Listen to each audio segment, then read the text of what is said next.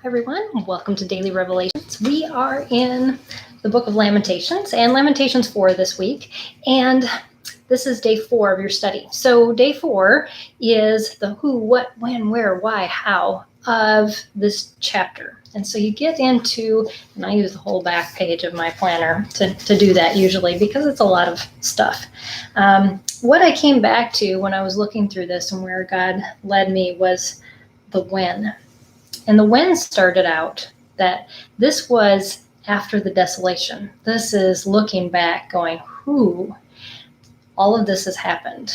And God is bringing this to an end. And this is what it says in the very last verse of chapter 4. This is what it said. The punishment of your iniquity has been complete, O daughter of Zion. He will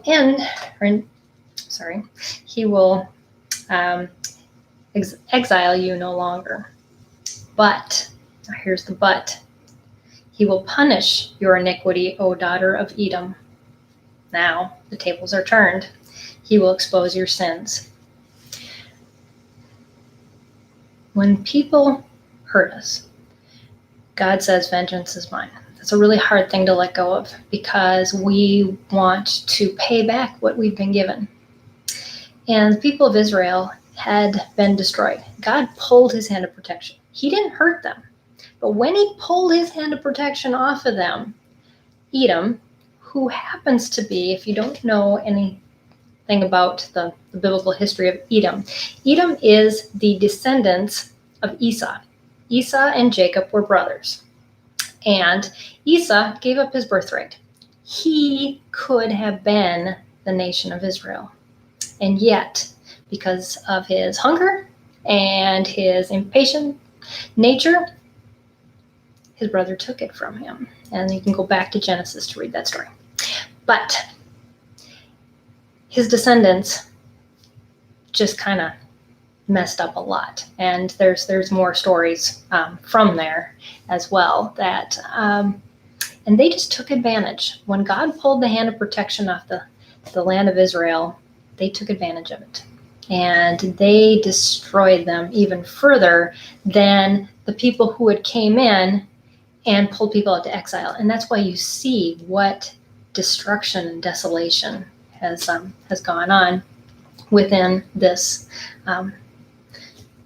after the exile, and basically the people that were left and what they had was nothing. Nobody helped them. They didn't do anything. They just took advantage of them instead.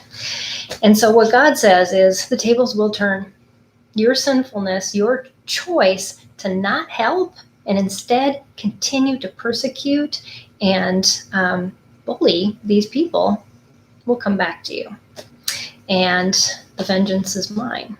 But in order for that to happen, we can't take up into our hands those who have done injustice to us.